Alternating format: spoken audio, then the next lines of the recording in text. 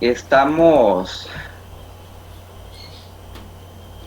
permítanme, me ubico mejor para comenzar.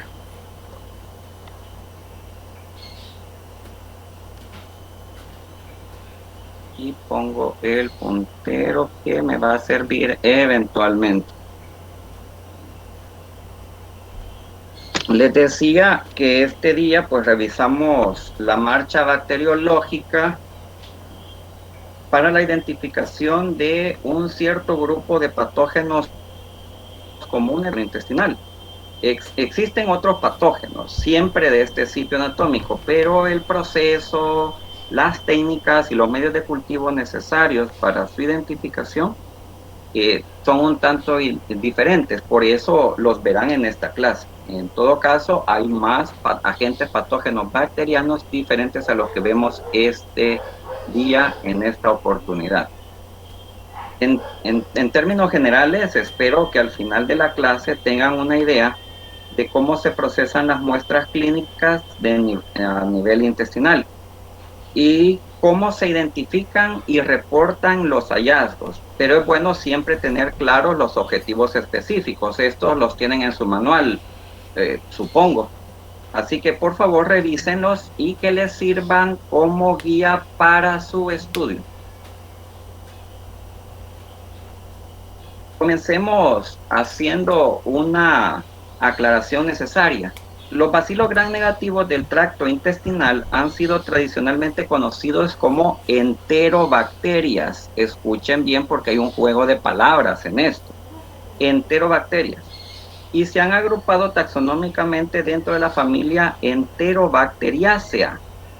Pero todos los géneros bacterianos que antes del año 2016 se agrupaban en la familia Enterobacteriaceae fueron analizados a través de diferentes herramientas de biología molecular y entre otras cosas se determinaron los porcentajes de similitud genómica entre ellos. Y así fue que las especies que compartían entre sí un mayor porcentaje de similitud en mutaciones fueron agrupadas en clados o ramas, las que a su vez fueron elevadas al nivel taxonómico de familias, formándose entonces 7 familias, que a su vez se agruparon juntas en el orden taxonómico llamado Enterobacterales. Ese esquema es el que les presento en esta diapositiva. Por lo tanto, los que alguna vez fueron miembros originales de la familia Enterobacteriaceae actualmente se agrupan en cualquiera de las restantes 6 familias, que son estas que les presento aquí: Bulbiciaceae, Morganelaceae, Hafniaceae, Yersinia-ceae, Pectobacteriaceae, Erwiniaceae y por supuesto la familia que nos ocupa, Enterobacteriaceae, cuyo género tipo es el género Escherichia. Por eso, ahí viene la aclaración. Siendo papistas, esta clase ya no debería llevar por tema el estudio de Enterobacteriaceae, sino el de estudio de enterobacterales, pues la mayoría de los patógenos entéricos que vemos este día siguen perteneciendo a la familia Enterobacteriaceae. Pero Yersinia también es un patógeno entérico, pero ahora se le clasifica en otra familia que es la familia Yersinaceae. Bien, dicho lo anterior, no obstante lo anterior, pues cabe su estudio en esta oportunidad, pues independientemente de la familia en que se les clasifique, que vemos este día, con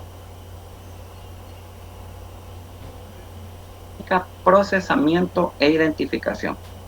En pocas palabras, comparten la marcha bacteriológica. Dicho lo dicho, en esta diapositiva les presento la taxonomía del orden y las 7 familias que lo conforman.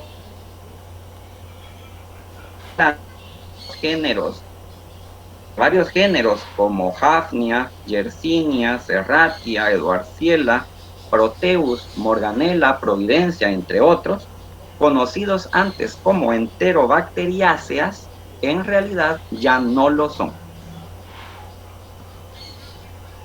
Hablemos ahora de sus características. El término del orden se forma por la unión de la palabra Enterobacter, el cual es el género tipo, Escherichia es el género tipo de la familia Enterobacteriaceae y Enterobacter es el género tipo del orden Enterobacterales. Entonces, la palabra del orden se forma por el nombre del género tipo, que es Enterobacter, y el sufijo ales, que denota o sirve para denotar a los órdenes taxonómicos. El orden Enterobacterales agrupa aproximadamente a 30 géneros y 100 especies de bacilos y cocobacilos gram negativos, no forman esporas, son aerobios. Miren, estas son características de cajón, todos son gram negativos. Si se les pregunta una característica general, con esa respuesta van a lo seguro. Pero también son aerobios, no forman esporas, como dije. Y con esto de aerobios debo de hacer una aclaración, que espero que ustedes ya la sepan. Si son aerobios es porque viven en presencia de oxígeno, nada más. Pero pueden comportarse como anaerobios facultativos, lo que quiere decir que si se les quita el oxígeno también pueden sobrevivir. No es que sean anaerobios facultativos y si quieren pueden ser aerobios, no. Una cosa es de base, lo de ser aerobios. Y luego, si quieren, pueden comportarse como anaerobios facultativos en algunas circunstancias. Por otra parte, aunque no es el caso para este tema, hay anaerobios estrictos. Esos nunca van a crecer en presencia de oxígeno. Como digo, no es el caso.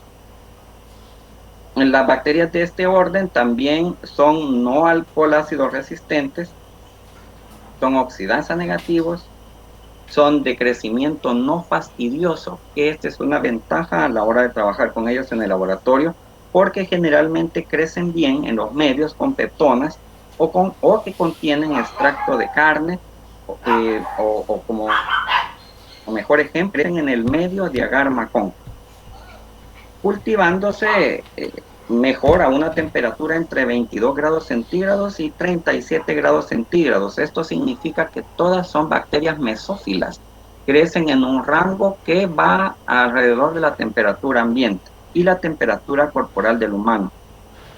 Como características opcionales, pueden o no ser móviles, tener cápsulas o producir toxinas.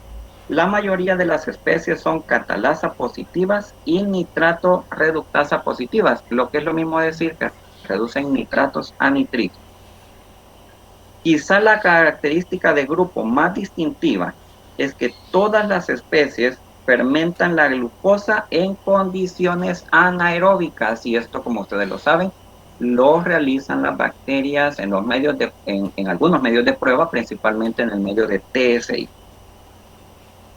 Cuando utilizan la glucosa en condiciones anaerobias, estamos diciendo que se fermenta la glucosa.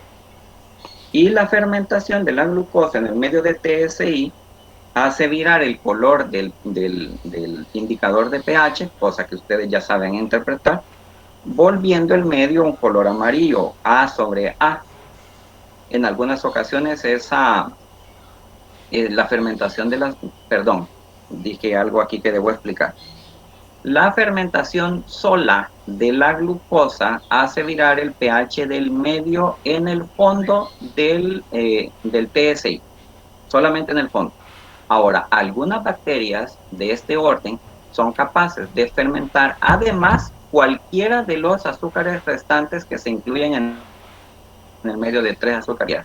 Cuando fermentan una o las dos otras azúcares que se han agregado al medio, es que tenemos una lectura de A sobre A, que es la que estoy representando acá. Pero cuando la bacteria solamente fermenta la glucosa, tenemos esta otra lectura, que es alcalino sobre ácido. Otras reacciones bioquímicas que se originan por la fermentación de la glucosa en el medio de TSI, tales como la producción de H2S o la producción de CO2, y otras reacciones en una gran variedad de medios de prueba, nos ayudan a diferenciar entre especies, por lo que estas reacciones realmente tenemos una gran gama de ellas y combinaciones de las mismas para identificar a una especie de manera específica, valga la redundancia. Ahora, hay diferencias más pequeñas y sutiles intraespecies o interespecies, tales como la presencia o ausencia de antígenos moleculares en su constitución celular, Entre ellos, los más importantes, el lipopolisacárido, conocido también como antígeno O, el antígeno flagelar, conocido como antígeno H, o el antígeno capsular, conocido como antígeno K o antígeno BI. La presencia o ausencia de estos antígenos determina los serotipos de importancia médica y sanitaria. Y este aspecto es muy importante en el estudio de los enterobacteriales que causan patología entérica, son importantes para la identificación a nivel definitivo y por supuesto es uno de los detalles que espero que les quede claro, por lo que debo de ingresar a explicar algunas situaciones que determinan la taxonomía. Bien, esto de manera general como características del orden, pero con muy pocas variantes, estas mismas características que he mencionado aplican también para la familia Enterobacteriaceae. O sea, también son características de la familia. Existen otras características diferenciales entre ambos taxones, pero se determinan a través de herramientas de biología molecular que realmente traspasan este nivel. No nos interesa tanto ahondar en ellas. En ese sentido, nos vamos a quedar con características hasta esta diapositiva. La mayoría de las especies del orden pueden aislarse del intestino humano y de otros animales. De ahí el nombre de coliforme. También reciben el nombre de enterobacteria. No enterobacteriácea, sino enterobacteria, término que proviene de la palabra griega enterón, que significa intestino. Pero algunas especies también pueden encontrarse en la tierra y en el agua. En este punto, quizá sea oportuno aclarar que la microbiota intestinal está formada por diversidad de familias taxonómicas. Ahí hay cocos, hay bacilos gram positivos, etc. Por lo que sería más apropiado nombrar como enterobacteria a cualquier bacteria que vive en el intestino y enterobacteriácea únicamente a los miembros específicos o agrupados en dicha familia. Dicho de otra manera, para darme a entender, todas las enterobacteriáceas son enterobacterias, pero no todas las enterobacterias son enterobacteriáceas. Los miembros de dicha familia pueden ser microbiota residente o transitoria en la cavidad bucal, los podemos encontrar en otras partes del cuerpo, por eso no es raro cuando les hacen un hisopado faríngeo, por ejemplo, en vez de encontrar estreptococos beta-hemolíticos, encontramos Klebsiella pneumoniae, por ejemplo. También lo podemos encontrar en las fosas nasales, las vías genitales femeninas, las regiones húmedas de la piel como el perineo, etc. Son abundantes en la naturaleza, en particular en medios húmedos, y por aparecer o ser expulsadas en las heces, funcionan como indicadores y medidores epidemiológicos de salubridad e higiene poblacional, y todas las medidas preventivas que se pueden aplicar tienen que ver con evitar el contacto con heces humanas.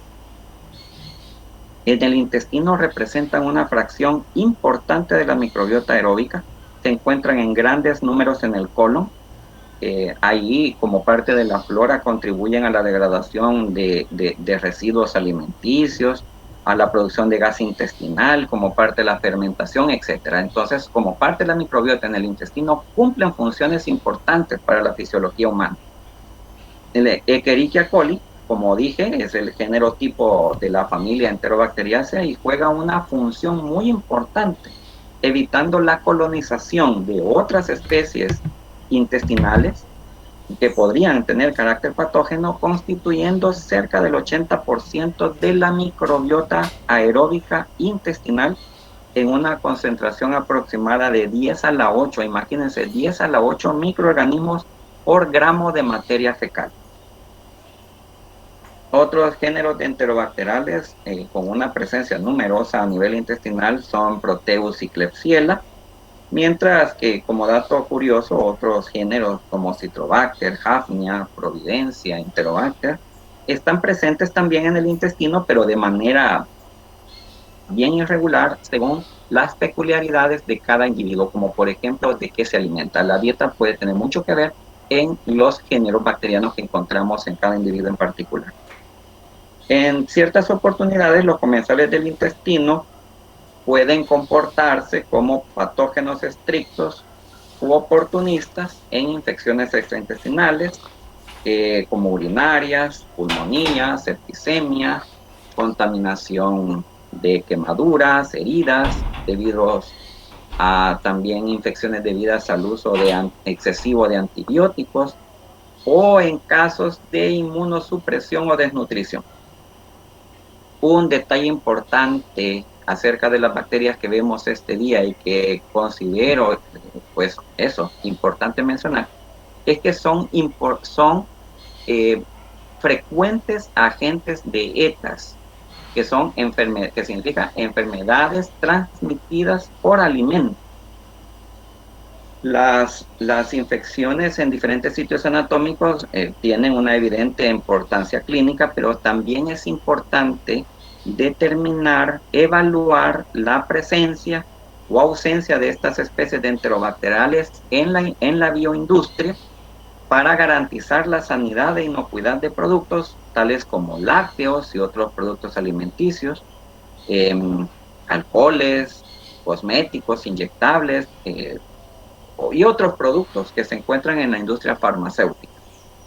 Bien, dicho lo dicho, los encontramos en diferentes zonas, en diferentes circunstancias, pero en esta oportunidad nos centraremos en el papel patogénico y el respectivo protocolo para el diagnóstico de los enterobacteriales cuando producen enfermedad a nivel gastrointestinal.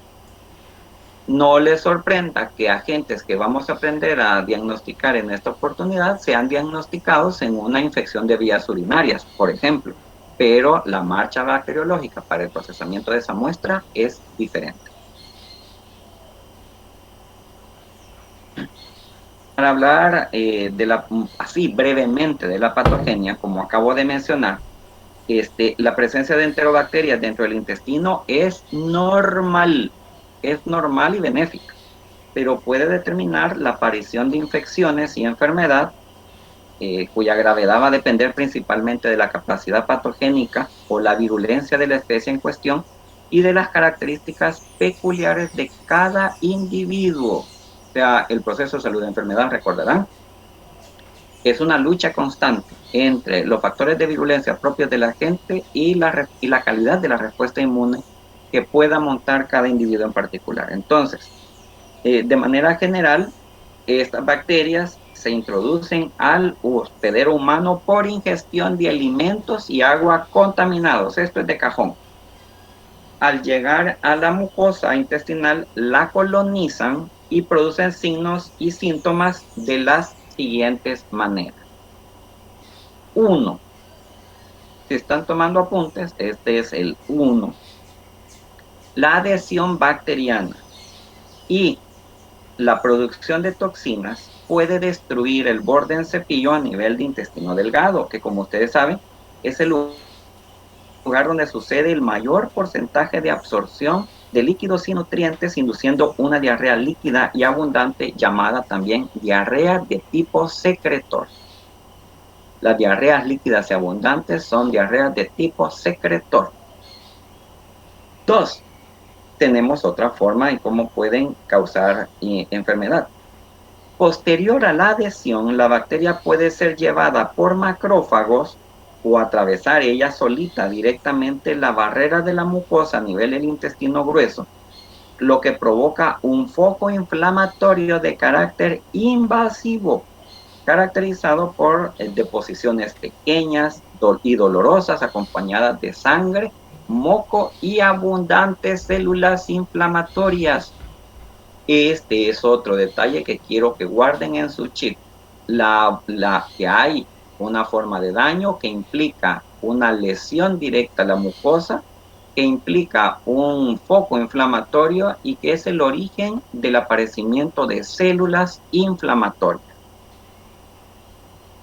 Una vez que la enfermedad está instalada, independiente del agente que la produzca, suele manifestarse la enfermedad por diarrea. Este es otro detalle que guárdenlo en su chip. Ahora, el volumen y la frecuencia de esta diarrea va a ser variable. puede haber o no deshidratación, pero en otras ocasiones la diarrea puede tener carácter disenteriforme con presencia de sangre o moco. Ya hay detalles que quiero que vayan cayendo en la cuenta. La muestra va a tener una apariencia muy variable. En ambos casos, la muestra obvia van a ser las heces. Aquí obvio que vamos a procesar heces. Pero en ciertas ocasiones, el agente específico puede producir bacteremia, invasión al torrente sanguíneo. Y también invasión a otros órganos, tales como ganglios linfáticos y riñones. Esto indica que el espectro de muestras clínicas relacionadas con una infección gastrointestinal se va a ampliar, pero tales muestras no siguen necesariamente el flujograma que se aplica para el procesamiento general de las heces. Lo que se hace en tales casos lo van a ver en otras clases, no en esta. Para que conozcamos algunas similitudes y diferencias en la patogenia y patología y pruebas de identificación de los diferentes agentes a este nivel, ahora voy a tratar de referirme a cada una de ellas con algún detalle. Me hago un paréntesis aquí, ¿cómo van? ¿Están dormidos? ¿Están despiertos? Bueno, si están dormidos no me van a poder responder. Si están despiertos, ¿me van siguiendo el hilo? Sí. Sí, todo bien. Sí. Comencemos entonces hablando ya en particular de salmonela. Sí, diga. Solo una cosita, es que en la presentación le salió un mensaje. Para que ya no salga le tiene que dar a ocultar porque tapa algunas cositas de la presentación. A sus órdenes. Gracias. Cualquier detalle, bueno, no, gracias a usted por indicármelo. Recuerden que yo hago una presentación aquí, algunas cosas me salen a mí, pero no estoy consciente de que ustedes como espectadores las reciben. Entonces háganmelo saber y si yo puedo hacer algo, con gusto. Bien, entonces ahora veamos cada uno de los agentes en particular. Hablemos del género Salmonella. Este es un género bacteriano que está ampliamente distribuido en la naturaleza. Su hábitat natural es el intestino del humano y los animales. Por favor, tengan en cuenta esto. Eso también va a su chip directamente. El hábitat es el intestino de humanos y también de animales. Entre estos, las aves de corral y las mascotas domésticas, entre ellos los perros, los gatos. Esto suena común, pero también a mí me sonríe. Cada vez que lo recuerdo me provoca controversia, porque también los encontramos en el intestino de otras mascotas menos frecuentes como tortugas y reptiles, entre ellos iguanas y culebras. Entonces, prácticamente quienes tenemos mascotas debemos ser extremadamente cautelosos o cuidadosos con su cuidado, con lo que alimentan, con cómo se limpian las heces que deponen, etcétera. Obviamente, el salmonella, la bacteria, va a ser eliminada en las heces hacia el medio ambiente y desde ahí pueden pasar al humano susceptible. Miren, la taxonomía del género es bien compleja, es ultra compleja. Y en la actualidad existen por lo menos 2 sistemas simultáneos de clasificación. Y siendo que no es uno de los objetivos ahondar en este detalle en particular, yo les hago la propuesta del sistema de clasificación taxonómica que utiliza la Organización Mundial de la Salud. Este sistema se resume así. El género Salmonella está formado o compuesto por 2 especies, que son Salmonella bongori y Salmonella entérica.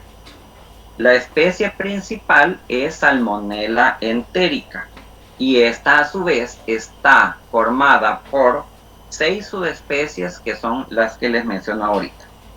Salmonella entérica, subespecie entérica o subespecie 1. Salmonella entérica, subespecie salame o subespecie 2. Salmonella entérica, subespecie arizone o subespecie 3A.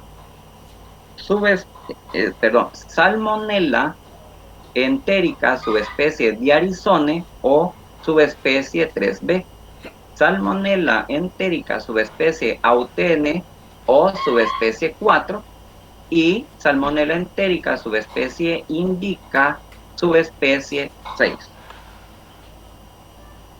Estas son las 6 subespecies de la especie Salmonella entérica. Para cada una de estas subespecies que he mencionado, encontramos entre paréntesis el número respectivo de serotipos o serobares, teniendo en total alrededor de 2.500 de ellos. El 99% de las infecciones gastrointestinales humanas y de animales son producidas por serotipos de Salmonella entérica, subespecie entérica. Vean entonces la importancia de esta subespecie, y aquí encontramos reunidas serotipos restringidos al humano o adaptados, en esta subespecie entérica encontramos dos grupos de subespecies. En el primer grupo encontramos reunidos serotipos restringidos al humano o adaptados a vivir en él, mismos que también son los productores, fíjense, de la fiebre tifoidea y de la fiebre paratifoidea, cuadros clínicos que en conjunto se conocen con el nombre de fiebres entéricas. Resulta, como lo voy a mencionar más adelante, que la fiebre tifoidea y la fiebre paratifoidea clínicamente no son fácilmente identificables o diferenciables entre sí, de tal manera que es mejor hablar de una fiebre entérica para referirse al cuadro clínico que puede ser uno o el otro.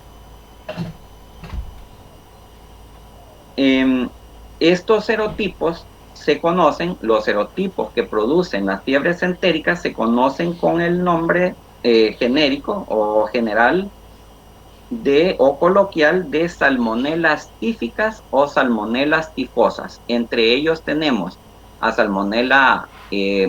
Salmonella entérica, subespecie entérica, serotipo tifi, que es resumido a Salmonella tifi.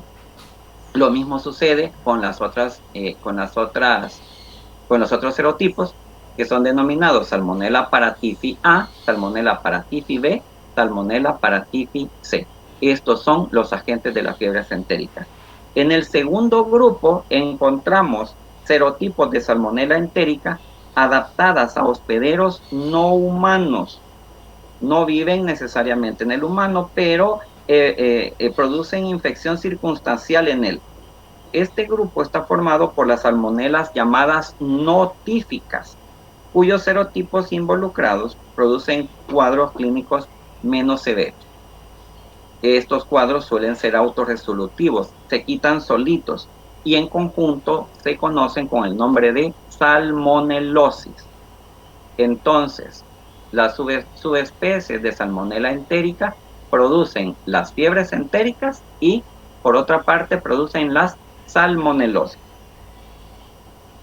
Las cepas de Salmonella entérica, de acuerdo con el sistema de clasificación serológico de Kaufman y White, llegan a ser más de 50 serogrupos basados en el antígeno termoestable o del lipopolisacárido de la pared celular, y hay más de 2.500 serotipos basados en antígenos de flagelina termolábil, que es llamado antígeno flagelar H1 y antígeno flagelar H2. La forma en que se combinan estos antígenos nos dan diferentes serogrupos, y así es que tenemos una gran cantidad de serotipos de subespecies de Salmonella entérica y también de las otras subespecies. Salmonella entérica es una de las 4 causas principales de enfermedad diarreica a nivel mundial y es una bacteria omnipresente en el planeta, resistente en el medio ambiente, ya que puede sobrevivir durante varias semanas en un ambiente seco y también varios meses en el agua. Este algoritmo que les presento en esta diapositiva es similar al anterior, solo que es un poco más reciente, y aquí fíjense que ya se hablan de 2.659 serobares o serotipos. Y también se habla de una 7ª subespecie de Salmonella entérica que ni siquiera tiene nombre aún. Los serotipos TIFI, Paratifi y Sendai, que los encontramos aquí como miembros de la subespecie entérica, son serobares exclusivos del humano, pero que les quede claro que cualquiera de los otros también puede producir enfermedad en el humano. Cuando esos serotipos particulares, estos que acabo de mencionar, Salmonella Typhi, Paratifi y Sendai, provocan enfermedad en las personas, estos cuadros clínicos suelen ser de carácter invasivo, no de tipo secretor, sino de carácter invasivo, y suelen ser mortales. Fíjense la importancia de esto.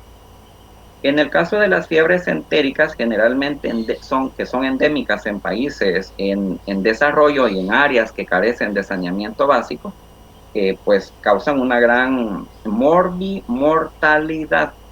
La gran mayoría de los restantes serotipos causan gastroenteritis generales, como ya dije, conocidas con el nombre de salmonelosis. Suelen ser trastornos sin mayores complicaciones, aunque pueden ser muy graves en niños, en ancianos y en pacientes inmunodeprimidos. Entonces, si bien es cierto, los cuadros graves son producidos por especies de Salmonella entérica adaptadas al humano, cualquiera de las otras que están adaptadas a animales pueden producir enfermedad en el humano, en cualquier humano. Los adultos sanos, los humanos sanos, pues van a tener o experimentar cuadros autorresolutivos. Pero los pacientes con algún grado de inmunodepresión pueden experimentar cuadros severos por los serotipos que normalmente no lo producen y pueden incluso llegar a ser mortales. La fiebre tifoidea es una de las principales enfermedades infecciosas transmitidas por alimentos. Es una ETA de las más frecuentes y es la enfermedad más grave producida por bacterias del género. Ahí que no nos quede claro. Esta es habitualmente producida por el serotipo, como ya les dije, Salmonella entérica, subespecie entérica, serotipo TIFI. Ese sería el nombre completo. Por cuestiones prácticas, lo reducimos a Salmonella Typhi o también a bacilo de Evers. El único reservorio de Salmonella Typhi es el humano, así que no se hagan ilusiones. Quien tiene fiebre tifoidea es porque comió cacas de humano. Se transmite, por supuesto, exclusivamente de persona a persona por la vía fecal oral y a través, como acabo de decir, de la ingestión de alimentos con caca. No debe confundirse con el tifus, que es una enfermedad que es producida por una rickettsia. Decir que la fiebre tifoidea es altamente endémica en África subsahariana, como lo podemos ver en este mapa. También en India, pobrecitos los hindúes, cómo les está yendo con la de la pandemia. Ojalá de verdad nosotros no nos toque algo parecido. Crucemos los dedos y roguemos. Pero, bueno, volviendo a la fiebre tifoidea, es altamente, aunque no se ve representado en este cuadro con colores y con datos, es altamente endémica en Centroamérica, en Colombia y en Perú. Así que convivimos con ella todos los días. Con respecto a la fiebre paratifoidea, tiene ciertas similitudes clínicas con la fiebre tifoidea, pero tiene un curso más benigno. Es producida por los serotipos Paratifi A, Paratifi B y Paratifi C. Oigan bien esto, fíjense que las infecciones por Salmonella Paratifi son comunes, Paratifi A son comunes en África. La fiebre paratifoidea B es más frecuente en Europa y se presenta como una gastroenteritis severa. Por último, la paratifoidea C es una infección muy rara que generalmente se ve en el extremo oriente. Fíjense que es importante también para definir o personalizar nuestra marcha bacteriológica, tener en cuenta cuáles son las especies patógenas y probablemente los serotipos que circulan en el área donde nos movemos nosotros. Por eso, conocer estos datos de epidemiología globalizada puede sernos útil. Clínicamente, no es, les he dicho, no es posible diferenciar entre la fiebre tifoidea y la paratifoidea. Con fines de tratamiento adecuado y con fines de epidemiología, hay que hacer la diferenciación entre estas dos. Y si el médico no puede hacerla, adivinen a quién le corresponde hacer la diferenciación. Exacto, al laboratorista clínico a través de del procesamiento de las muestras. Decir brevemente por el otro grupo de enfermedades que produce Salmonella entérica, subespecies de Salmonella entérica, hablamos de la salmonelosis, la infección humana por los serotipos de Salmonella entérica no típicos producen un cuadro generalmente con origen zoonótico. La salmonelosis generalmente tienen origen zoonótico. Esto es importante a la hora de diseñar medidas de prevención y control, debido a que hay que tener en cuenta cuál es el origen y qué es lo que podemos hacer. No solamente hablamos de limpieza de manos y de adecuada preparación de alimentos en aquellos individuos que pueden ser incluso portadores de Salmonella typhi.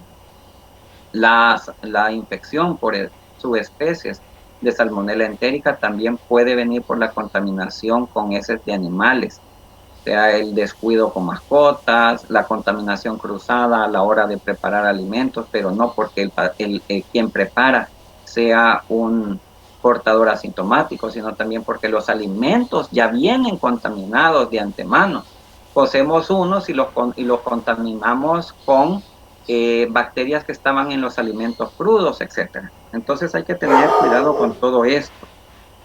Solamente decirles otro detalle interesante, que las gastroenteritis producidas por los grupos de Salmonella no típicos son comunes en el mundo en desarrollo, pero también por supuesto en el mundo subdesarrollado. Y se calcula que hay alrededor de 59,000 personas al año que mueren por esta causa alrededor del mundo. Los serotipos más prevalentes, y esto solo porque esto lo voy a decir así porque fueron datos que encontré en otras partes del mundo, no encontré los datos para Centroamérica y mucho menos para El Salvador, pero nos puede servir como un dato interesante, y es que los 5 serotipos productores de salmonelosis más prevalentes en Estados Unidos durante el año 2016 y 17 fueron, de mayor a menor, Salmonella enteritidis, Salmonella Newport, Salmonella typhimurium, Salmonella javiana y Salmonella typhimurium monofásica. En Europa, en el mismo año y en el mismo orden, de mayor a menor, fueron Salmonella enteritidis, Salmonella typhimurium, Salmonella typhimurium monofásica, Salmonella infantis y Salmonella derbi. Aquí hacer notar que Salmonella enteritidis es uno de las subespecies, uno de los 5 serotipos de la subespecie Salmonella entérica más importante en la producción de salmonelosis en el humano. Bien, en cualquiera de los casos anteriores, brevemente, las salmonelas son muy sensibles al ácido estomacal, y si alcanzan el intestino es porque hay una disminución transitoria del ácido gástrico, o una hipoclorhidria transitoria en el estómago. Entonces, esto puede deberse a problemas funcionales de cada individuo en particular, o puede deberse a razones tan simples como una comida muy abundante. que necesitó mayor cantidad de ácido clorhídrico para deshacerla. Por un momento se acabó el ácido clorhídrico y entonces las bacterias aprovecharon esa circunstancia para llegar al intestino. Se aprovechan de su gran movilidad. Las bacterias del género Salmonella son muy móviles, tienen flagelos abundantes y pueden alcanzar entonces la barrera epitelial. Allí pueden alcanzar la mucosa epitelial y de ahí traspasar a la mucosa, atraviesan la barrera epitelial gracias a la fagocitosis que realizan células dendríticas en esta forma. Fíjense que la célula dendrítica está a la base de la barrera epitelial, pero estira los pseudópodos para englobar a la bacteria y alarla hacia esta zona que está por debajo de la superficie en cepillo. También la bacteria puede invadir directamente las células M de las placas de Peyer, destruye este enterocito y el macrófago subyacente pues se encarga de la ingestión de la bacteria. Dicha invasión hace llegar a los macrófagos, quienes hace que los macrófagos infectados pues llamen a más macrófagos, estos inician el foco inflamatorio y se provoca la diarrea. La inflamación es un proceso que normalmente sirve para intentar limitar la diseminación de la bacteria, pero la respuesta llega a ser tan fuerte que se manifiesta en forma de diarrea. Los serotipos típicos evaden al sistema inmune siempre, por eso siempre van a causar patología, pero los serotipos no típicos pueden producir problemas igualmente graves en inmunodeficientes. La forma más eficiente de la bacteria para sobrevivir es dentro de los macrófagos, los cuales, fíjense aquí en este esquema, bueno, hay una explicación más amplia de esta situación.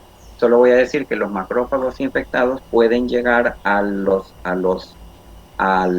ganglios linfáticos porque invaden el sistema linfático, y esto hace que se provoque una diseminación sistémica de la bacteria al torrente sanguíneo y se puedan invadir típicamente el hígado y eso, induciendo esto el cuadro febril característico. Entonces, cuando se atraviesa la mucosa intestinal, los macrófagos llevan la bacteria al sistema linfático y de ahí pasan al torrente sanguíneo y a órganos, produciendo la bacteremia que puede verse en los casos de enfermedad producida por salmonella, y también la fiebre característica. Se induce la fiebre característica. Me voy a detener aquí también para decir que la invasión de hígado y vaso es lo que eventualmente produce la figura de portador asintomático crónico, a partir de donde se van a estar eliminando bacterias al exterior.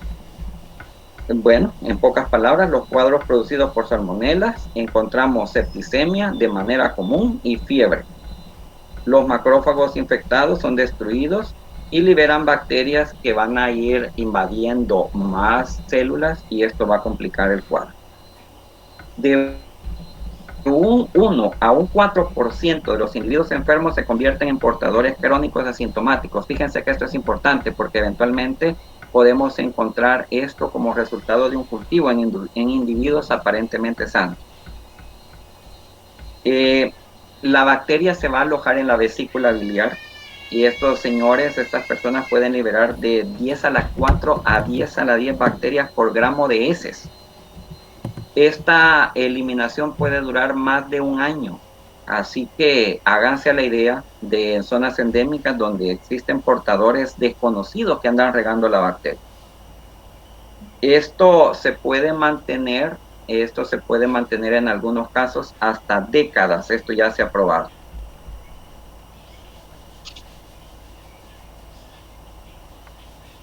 Hay algunos otros signos adicionales, signos y síntomas adicionales. Incluyen, como un dato adicional, pues dolor de cabeza, malestar general, escalofríos, anorexia, pérdida de peso, dolor abdominal, tos, incluso manchas rosadas en el pecho. Algunos otros pacientes pueden llegar a desarrollar síntomas como diarrea, náusea, vómitos, pero oigan bien esto. Un paciente con una salmonelosis o una fiebre entérica puede llegar incluso a tener estreñimiento. Entonces, no nos confiemos. Todo esto lo digo para explicar de dónde viene la muestra que vamos a procesar. Pero podemos encontrar una muestra típica que sugiera tal cosa, pero heces perfectamente pastosas normales pueden ser de personas enfermas o de portadoras asintomáticas de salmonela. Seguimos brevemente con Shigella. Diga. Antes de que pase a Shigella, una consulta, ¿cuál sería la diferencia entre salmonelosis y fiebre tifoidea, aparte de que una es zoonótica y la otra no? Vaya, les decía, hay dos grupos de individuos de serotipos identificados en Salmonella entérica. Ahí están esos dos grupos. Los grupos restringidos al humano y los grupos son de animales, pero pueden infectar a humanos. Entonces, los restringidos al humano se conocen como salmonelas tíficas o tifosas y son las que producen o la fiebre tifoidea o la fiebre paratifoidea. Como estas dos clínicamente no se pueden diferenciar entre ellas, las denominamos con el término más global de fiebres entéricas. Entonces, hay salmonelas tíficas, que son las que producen las fiebres entéricas en cualquiera de sus dos manifestaciones, y tenemos las salmonelas no tíficas, que viven en los animales e infectan eventualmente al humano. Las enfermedades o cuadros clínicos producidos por los serotipos no tíficos son las que conocemos como salmonelosis. Entonces, la diferencia taxonómica es lo que acabo de decir. Las diferencias clínicas. La fiebre tifoidea es la forma más grave de cualquier enfermedad producida por algún serotipo de salmonela. La fiebre, la fiebre tifoidea es la más grave. También les he dicho que es la más grave cuando hablamos de que afecta a humanos sanos. Pero aunque las formas clínicas producidas por salmonelas no tíficas suelen ser muy benignas, en un paciente desnutrido, en un viejito, en un niño muy bichito, en un bebé, puede producir cuadros tan graves como la salmonela tífica. No sé si respondo a su pregunta. Sí, gracias.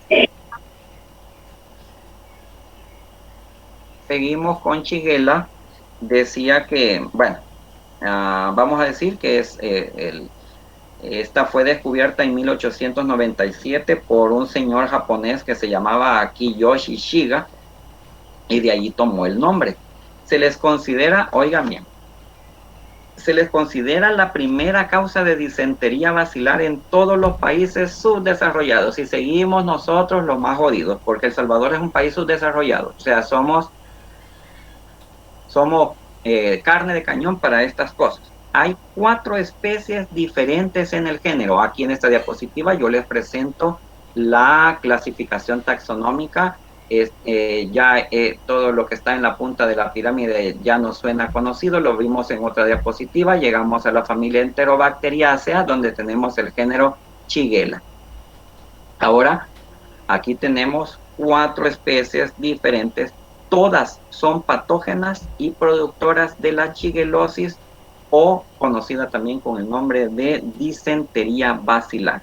Se las clasifica en 4 serogrupos que se corresponden con los nombres de las especies. Así tenemos el serogrupo A, o Shigella dysenteriae, del cual encontramos 12 serotipos o 12 serobares. Es un tipo que se encuentra en los países del mundo en desarrollo Aquí ocasiona epidemias mortíferas. Epidemiológicamente eso es importante. Shigella dysenterie es la que produce epidemias mortíferas debido a que produce una potente citotoxina, que es la toxina de Shiga. Causa los cuadros de enfermedad más severos, prolongados y fatales, al mismo tiempo que el fenómeno de la resistencia bacteriana a los antimicrobianos, pues se ve más frecuente en esta especie que en cualquiera de las otras. En pocas palabras, el cuadro clínico producido por Shigella dysenterie es el más grave de todos. El serogrupo B es o Shigella flexneri, en él encontramos 14 serotipos y es la causante de la tercera parte de los casos de shigellosis en los Estados Unidos y en Europa. Shigella flexneri es la principal causa de shigellosis endémica en los países subdesarrollados. Entonces, me explico. Esta especie produce eventualmente casos en Europa y es la que produce mayor número de casos en los lugares donde es endémica. Dicho sea de paso, los países en desarrollo o las áreas geográficas con poco saneamiento ambiental. Entonces, es la más frecuente. Shigella flexneri no es la más grave, pero sí es la más frecuente. Tenemos el serogrupo C o Shigella boydii, en ella encontramos 18 serotipos y se limita al subcontinente indio.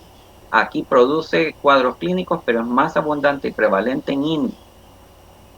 Y por último, el serogrupo D o Zonnei, en el que encontramos serogrupo D o Shigella Zonnei.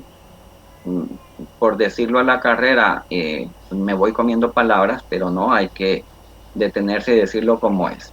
Repito, el serogrupo D o Shigella Zonnei, en el que encontramos un solo serotipo, es conocida también como Shigella del grupo D. Esta ocasiona Shigella en países desarrollados y se está principalmente en países desarrollados, fíjense, en el primer mundo, pero del primer mundo se está importando a los países subdesarrollados debido a factores como el turismo. Los grupos A y C son fisiológicamente similares, por los que se les diferencia serológicamente y no bioquímicamente. Yo les dije que Shigella dysenterie los cuadros más graves porque es productora de una toxina, pero las otras shigellas, las otras especies de Shigella son productoras también de toxinas, pero son otras citotoxinas y enterotoxinas con un efecto mucho más benigno. Fíjense que la dosis es un detalle muy importante relacionado con la enfermedad con Shigella. La dosis infectante es muy baja y ronda de 10 a 100 bacterias. Este número varía por especie, así tenemos que son necesarias 10 bacilos de Shigella dysenterie para producir enfermedad y alrededor de 100 bacilos de Shigella flexneri y Shigella zonnei para producir enfermedad. Importante que las especies del género están entre los patógenos bacterianos productores de diarrea frecuentes alrededor del mundo y se les atribuye del 5 al 15% de todos los casos, y entre ellos hay 1.1 millones de casos fatales al año, y esto afectando más a niños alrededor de los 5 años. Esta enfermedad pues se lleva a una gran cantidad de bichitos, increíble, ustedes no se lo imaginan. Si ustedes están viendo las noticias y siguen la trayectoria de la pandemia de coronavirus en India y ven esas cremaciones, pues algo similar podría estar pasando con otro montón de enfermedades que han pasado a segundo plano, entre ellas la shigellosis. Pero bueno, brevemente, Shigella dysenterie, solo voy a describir brevemente cómo esta produce enfermedad. Ya les dije que produce una toxina, es la disentería bacilar, y característicamente la muestra tiene presencia de moco, sangre o pus en ella. La toxina es producida exclusivamente por Shigella dysenterie serotipo 1 y es citotóxica porque, se les explica en este esquema, la toxina tiene dos subunidades, A y B. La subunidad B es un pentámero, tiene 5 partes.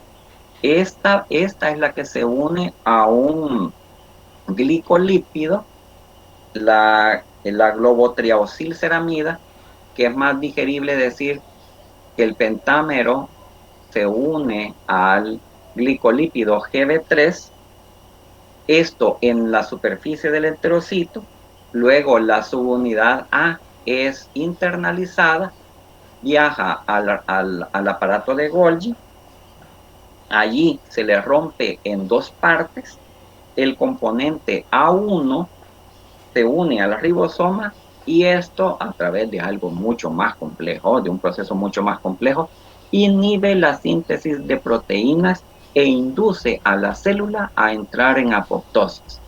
Entonces, se destruye la célula infectada, produciendo un daño a nivel de la mucosa intestinal. En este punto se induce una diarrea con sangre debido a que el tejido se ha roto y no superficie en cepillo, sino también la submucosa afectando a los capilares subyacentes. Algunas de estas, fíjense bien en lo que sigue, algunas de estas moléculas son liberadas en microvesículas, llegan al torrente sanguíneo y se unen a otras células de otros órganos que exhiben el mismo glicolípido GB3. Entre estos órganos tenemos al riñón, por lo que en la enfermedad producida por Shigella dysenterie también vemos afectación renal, lo que se conoce como síndrome urémico hemolítico, y es una de las complicaciones más graves de la shigellosis. Esta enfermedad afecta más a niños menores de 10 años, pero puede afectar a personas de cualquier edad.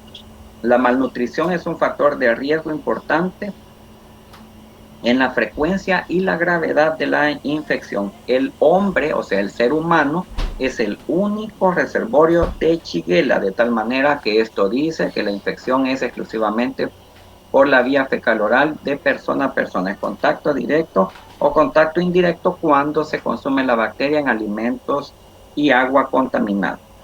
La contaminación de agua puede inducir el aparecimiento de brotes epidémicos. Los síntomas más frecuentes en la infección por Shigella son diarrea, dolor abdominal, fiebre, náuseas, vómitos. La enfermedad generalmente se autolimita, pero en pacientes inmunodeprimidos puede el cuadro ser mucho más grave. Brevemente, las otras especies de Shigella, las que no producen la toxina, pueden invadir la mucosa de la misma manera que lo expliqué ya para Salmonella. En estos cuadros clínicos es importante la inducción del foco inflamatorio. La destrucción de la mucosa en cepillo y la destrucción de macrófagos infectados se induce pues la producción de citocinas que van a llamar a más células inflamatorias al foco donde se encuentra la bacteria. Entonces, al tiempo que se produce la diarrea, se produce una liberación de glóbulos blancos que van a aparecer en la muestra clínica. Ténganlo en cuenta. Así que esto va a ser un signo indicativo de que hay un proceso invasivo de la mucosa. Eso no quiere decir que se trate exclusivamente de Shigella o de Salmonella. Alguna otra patología también puede causarla, pero nos va dando una orientación. Como dije al principio, E. coli es uno de los comensales más abundantes a nivel intestinal y es uno de los principales patógenos cuando se sale de ese sitio y contamina a otros sitios anatómicos. Se han descrito, pero Entonces, ustedes entienden que E. coli es un comensal del intestino y es lógico que pueda producir enfermedad si se sale de allí y se va a contaminar alguna herida o si se va a vías urinarias. Entonces puede producir enfermedad porque no está en su lugar. Pero también deben de concebir que aún siendo comensal puede producir enfermedad. Se han descrito diferentes clonas que por procesos de patoadaptación han adquirido elementos genéticos o las mutaciones necesarias que funcionan como factores de virulencia. Estos determinan la patogenicidad y la virulencia de las cepas en diferentes tipos de enfermedades. Entonces, así tenemos pues que las cepas asociadas a las infecciones gastrointestinales son denominadas E. coli patogénicas o intestinales o diarreogénicas, mientras que las asociadas a infecciones en otros aparatos son las denominadas E. coli patógenas extraintestinales. Bien, en la alta morbilidad, así como la variedad de síndromes y cuadros clínicos asociados a las infecciones por E. coli, hacen de esta bacteria una de las más versátiles y de gran relevancia para el ser humano. Aquí en esta diapositiva les presento un resumen de todas los puede estar, pero le vamos a dar importancia a la descripción de las cepas diarreogénicas, las cuales se denominan de la siguiente manera. Las tenemos aquí, pero las vamos a ver en detalle ahorita a cada una. E. coli enteropatógena o EPEC. Revisemos rápidamente las formas en que estas bacterias, estas clonas de E. coli pueden producir la enfermedad. Hablemos de E. coli enteropatógena o EPEC. Produce la enfermedad diarreica aguda, más conocida y popularmente denominada diarrea del verano. El humano es el único reservorio y predomina en menores de 2 años. Siempre en nuestros queridísimos países subdesarrollados, ¿no? Esta cepa se adhiere, fíjense, aquí en el esquema, se adhiere a las células y la membrana del enterocito se ahueca, se vuelve un hueco para envolverla, por lo que el borde en cepillo se pierde y se origina la mala absorción y la subsecuente diarrea. La diarrea va a aparecer entre 9 a 12 horas y se caracteriza por diarrea acuosa o diarrea en la que puede haber moco. No hay células inflamatorias, pero puede haber vómito, fiebre y deshidratación.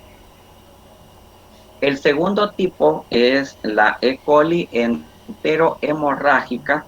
Causa 2 tipos de patología: la diarrea hemorrágica y el síndrome urémico hemolítico.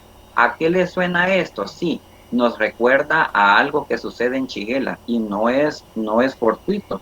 En realidad, la E. coli enterohemorrágica produce la misma toxina Shiga que produce Shigella dysenterie, produciendo daño de la misma manera. Tiene distribución universal y, oigan bien, el ganado bovino es el principal reservorio, por lo que su transmisión y el aparecimiento de brotes se debe al consumo de carne de res contaminada o a la contaminación cruzada con otros alimentos. La dosis infectante es muy baja y se necesitan de 3 a 15 bacterias para inducir la producción de enfermedad. Los niños menores de 10 años son los más afectados, los que suelen ser más afectados. En tercer lugar tenemos la E. coli enteroinvasiva o EIEC. Se abrevia así. Es endémica también en los países en desarrollo, esto casi que de cajón. Solo algunas tienen una epidemiología diferente. El reservorio es el humano. La enfermedad se manifiesta como una diarrea aguda a cualquier edad. Afecta a cualquier grupo de igual manera. Evade las células epiteliales de la mucosa intestinal, provoca la lisis de la vacuola endocítica. La bacteria es ingerida por fagocitosis, pero luego la la vacuola que la contiene es degradada, la célula se multiplica en el citoplasma y luego ella induce la polimerización de los filamentos de actina del citoesqueleto de la célula para invadir otras células. Las manifestaciones clínicas van a aparecer después de un periodo de incubación de 10 a 18 horas. Fíjense que hasta el momento los cuadros clínicos tienen un inicio rápido. Las manifestaciones son fiebre, vómitos, diarrea acuosa, con moco o sangre, dolor, etc. Algo que quiero decir, fíjense que lo iba a decir más adelante, pero para que no se me olvide, es que el cuadro clínico se parece mucho y las manifestaciones clínicas también. De tal manera que clínicamente no siempre va a ser posible determinar de quién se trata. Es el laboratorio clínico el que define esto. Sigamos con la E. coli enterotoxigénica, es esta, ETEC. Produce la gastroenteritis endémica en los niños pequeños en las áreas en desarrollo y la diarrea del viajero en turistas.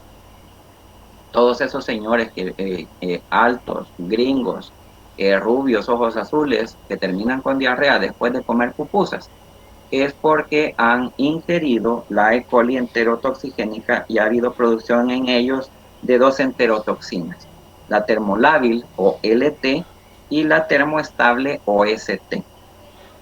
Posee fimbrias de adherencia como factor de colonización y decimos que la LT es similar en estructura y función, o sea, la toxina termolábil es igual en estructura y función que la toxina colérica que van a ver en otra clase. El humano es el único reservorio de esta bacteria.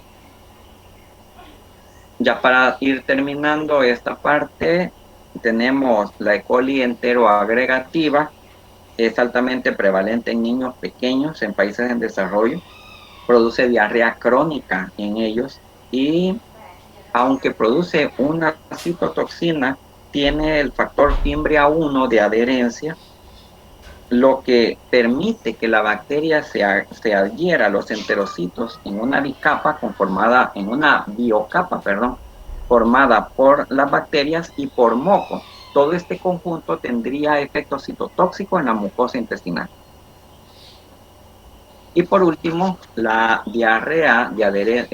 la E. coli, de adherencia difusa o DAE, es una entidad de reciente descripción, cursa como enfermedad diarreica aguda, con deposiciones acuosas, no hay sangre ni leucocitos, no se conoce el periodo de incubación, ni otras manifestaciones clínicas, ni el mecanismo patogénico en general. Bien, estos son los 6 mecanismos a través de los cuales las cepas patogénicas de E. coli pueden producir enfermedad.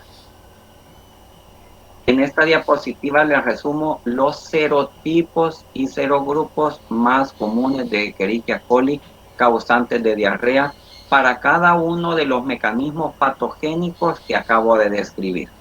Y les pongo en un círculo rojo al serotipo O157H7, que es el tipo productor de diarrea más importante porque es el agente productor más frecuente y más grave del cuadro entero hemorrágico. Entonces hay que darle importancia a la serotipificación. Lo voy a mencionar más adelante, pero la serotipificación es una de las formas más importantes, más vitales para poderle dar importancia al aislamiento de E. coli en un cultivo, siendo que siempre vamos a encontrar E. coli como resultado de un coprocultivo. Yersinia enterocolítica es el último de los agentes. Les decía que este es un tema un tanto largo. He tratado de resumir, aún con todo, he tratado de resumir este asunto. Considero que es importante mencionar estas características porque en ellas se basa todo lo que vamos a encontrar como resultado del laboratorio. Yersinia enterocolítica es un bacilo gram negativo, pero tiene forma de cocobacil. Es una bacteria lactosa negativa también es oxidasa negativa y característicamente es sacarosa y ureasa positivo. Es capaz de crecer dentro de una amplia escala de temperaturas que van desde menos 1 grado hasta los 40 grados centígrados positivos. Esto quiere decir que puede crecer aún en condiciones no solo de refrigeración, sino también de congelación. Es móvil, es altamente móvil a 22 grados centígrados, pero si la incubamos a 37 grados centígrados, la prueba de movilidad puede resultar negativa. Pierde esa característica a 37 grados. Tiene por hábitat el intestino de animales domésticos y se multiplica en las mucosas. Fíjense que vuelve a tomar importancia lo de la clasificación serológica, porque aunque la podemos identificar inequívocamente a través de las pruebas bioquímicas, en ella, en Yersinia enterocolítica, encontramos 5 biotipos y hasta 70 serotipos basados en antígenos O. Pero la patogenicidad está relacionada únicamente a los biotipos 1, 2 y 4 y a los serotipos O3, O8 y O9. Entonces, el simple aislamiento y identificación de Yersinia enterocolítica en un cultivo de heces no necesariamente es indicativo de que es la causa del cuadro clínico. Tenemos que hacer la serotipificación para poder asociar ese aislamiento con la producción de enfermedad. El mecanismo a través del cual produce enfermedad Yersinia enterocolítica es similar al invasivo que ya expliqué en 2 oportunidades antes. Entonces, para ir un tanto más rápido, ya no menciono esta situación. En la infección produce un cuadro diarreico, es más frecuente en niños, pero hay inflamación, hay compromiso de los ganglios linfáticos mesentéricos, lo que puede llevar a pensar al médico que el cuadro clínico se trata de una apendicitis. Pero de ahí, cuando rajan al niño y se encuentran con que el apéndice está bien, es que se ha diagnosticado una pseudoapendicitis. Esto es común en niños.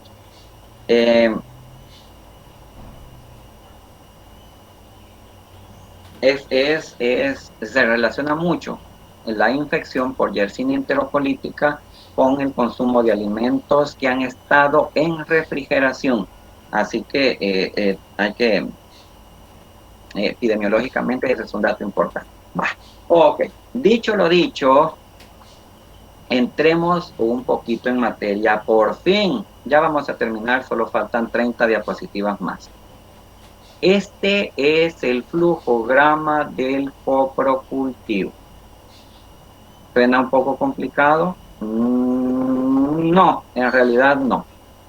Vamos por partes. El coprocultivo es el cultivo de heces. Y como lo han deducido de todo el bla bla bla anterior, la muestra universal va a ser heces. En cualquiera de las sospechas clínicas anteriores, la muestra va a ser siempre heces. Entonces, ante la sospecha clínica de una gastroenteritis, el médico va a ordenar el coprocultivo. En el ambiente, otro detalle, en el ambiente hospitalario, esta muestra se toma en un recipiente estéril, pero puede llegar la persona con una muestra en un recipiente que no lo está. Y también lo podemos procesar. O sea, no vamos a decir que no al procesamiento de esa muestra. Pero tengan en cuenta lo siguiente. Algunas especies son extremadamente sensibles al cambio de pH que sucede por la fermentación continuada de las heces en contacto con el oxígeno ambiental. En pocas palabras, mientras más tiempo haya pasado desde que se emitió la muestra, menos posibilidad tenemos de encontrar, por ejemplo, Shigella. Así que la muestra venga en un recipiente estéril, no tiene que ser inoculada lo más pronto posible. Macroscópicamente, la consistencia de la muestra puede variar desde líquida hasta pastosa. Esto he tratado de explicárselo con lo de la patogenia. Como los mecanismos de producción de enfermedad son diferentes, la muestra, la consistencia, la apariencia va a ser diferente. Pero, bueno, podemos tener desde diarrea desde una consistencia líquida, francamente líquida, hasta una pastosa. Ustedes dirán, en la pastosa, como no hay diarrea, lo más probable es que no encontremos un patógeno. ¿Cómo no? Puede estar cursando con constipación o puede ser un portador asintomático. Así que no nos fiemos de ese detalle. Lo que sí tenemos que hacer es que es altamente sugestivo que encontremos agentes si inoculamos porciones con sangre y moco, porque esas provienen del foco invasivo inflamatorio directamente, y ahí es donde están las bacterias. Entonces le vamos a dar preferencia para inocular a todas aquellas porciones con sangre y moco.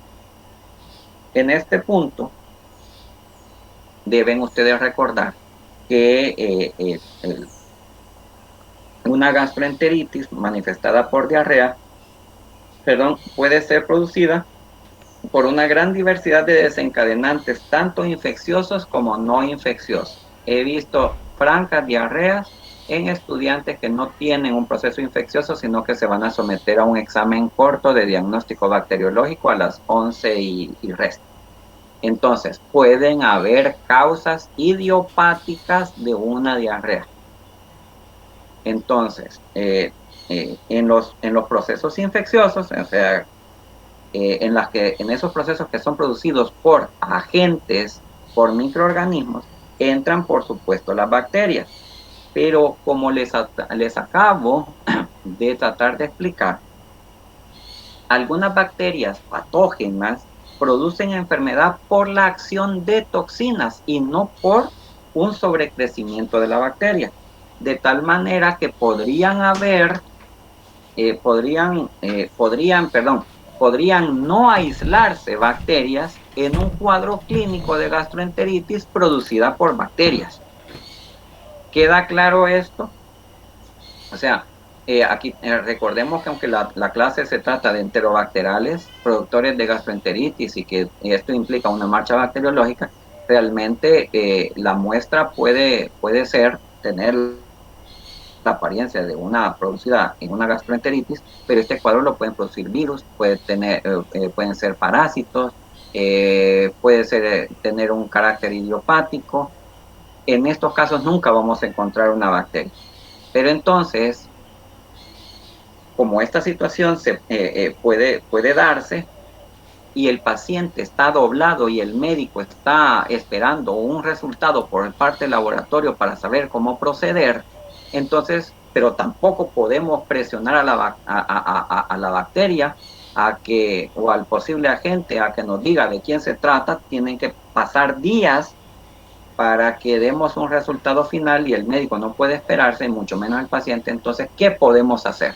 Aquí es donde entran los recursos presuntivos para irnos orientando a el posible origen y el agente que podemos encontrar en esa muestra anormal. Uno de esos métodos o procedimientos altamente presuntivos es el PAM, o coloración al fresco con azul de metileno para visualizar glóbulos blancos, ya que algunos médicos establecen una relación presuntiva entre la presencia y el tipo de leucocitos en heces con el posible agente etiológico.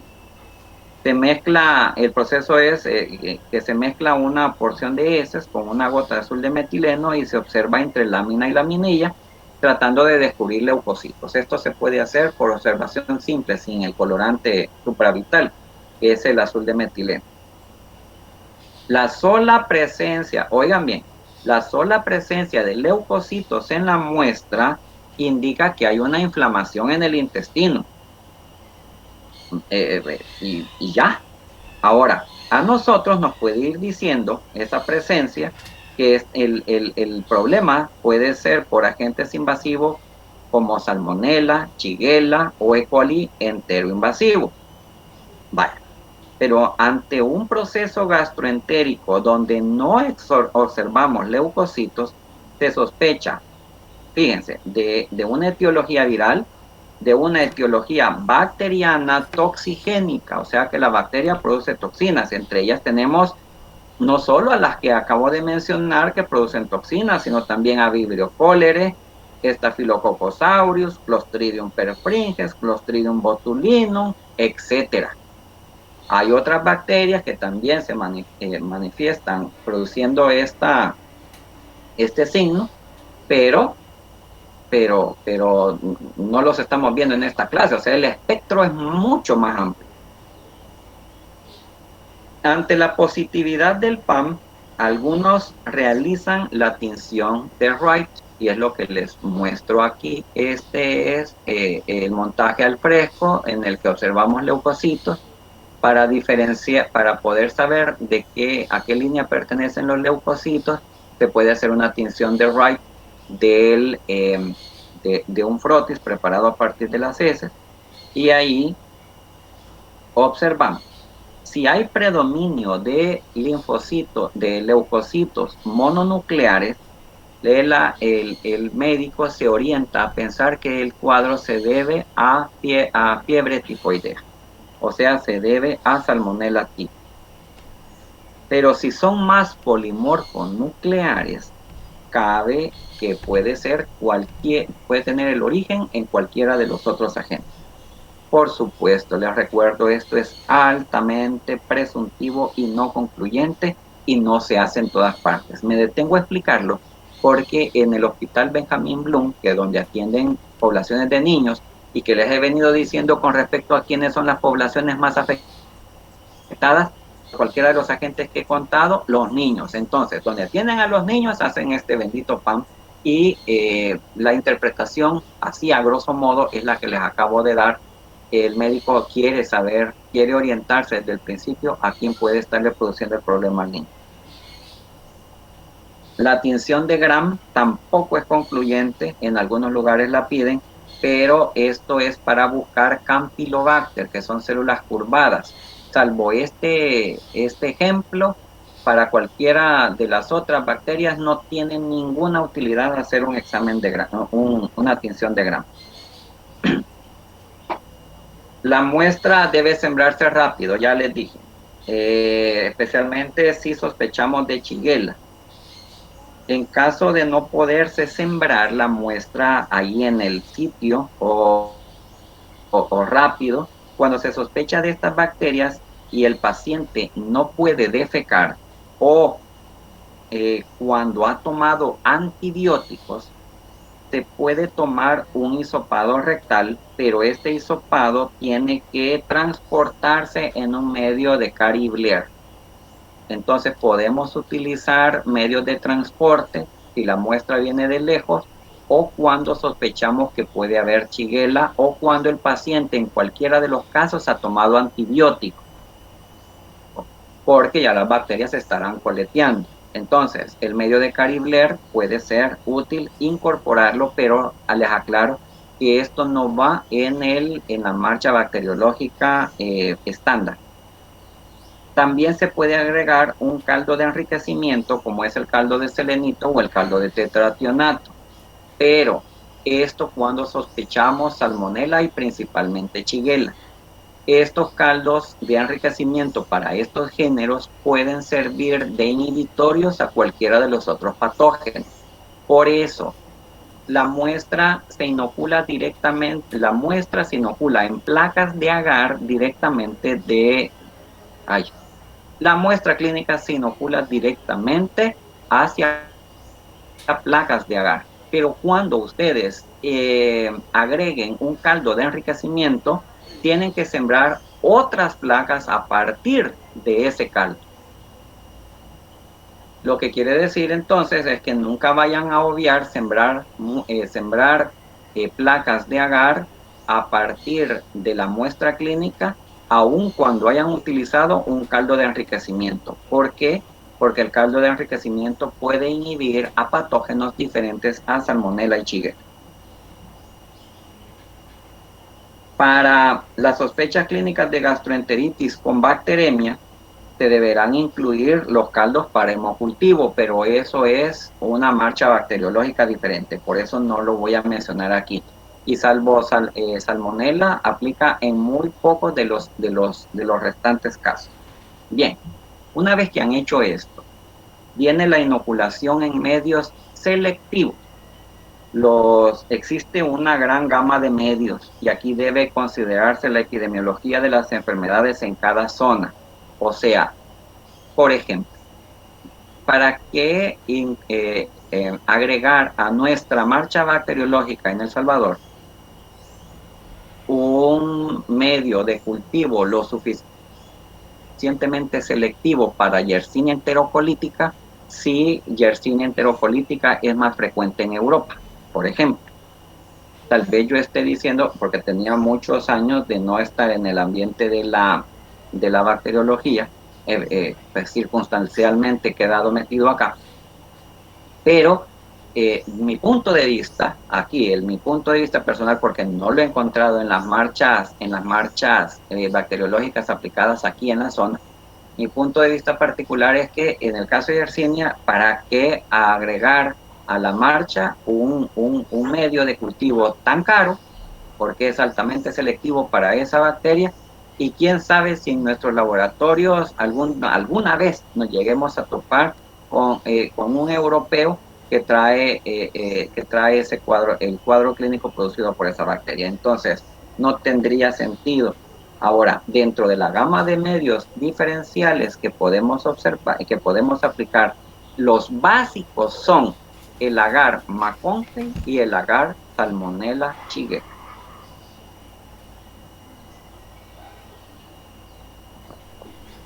Los otros que podemos usar son el agar Psilosa lisina desoxicolato o el agar XLD, el agar Ectoenecteric, el agar verde brillante, el agar McConkey más sorbitol, y bueno, hay una gran gama, como digo. Les estoy hablando de esos más frecuentes, de los básicos y de los más frecuentes que se agregan dependiendo de los lugares y de los agentes que se espera que podamos aislar. En algunos casos se han de procesar muestras de alimentos, y esto deberían de tenerlo en cuenta. También de ganglios linfáticos, como en el caso de Yersinia enterocolítica, o de sangre, como ya lo dije en el caso de Salmonella. En estos casos, al coprocultivo original se deben agregar otras muestras y procedimientos que no están incluidos en esta marcha estándar. Esto habla de lo dinámico que es el trabajo en el área de la bacteriología, por lo tanto, ustedes no deben aplicarse estrictamente solo lo que dice un algoritmo, un protocolo de trabajo. Tienen que modificar a conveniencia y tener los propios. Bien, una vez que han aislado la bacteria en cualquiera de estos medios, el paso siguiente es el aislamiento de las colonias sospechosas, la inoculación en medios diferenciales para la diferenciación bioquímica y pruebas especiales adicionales.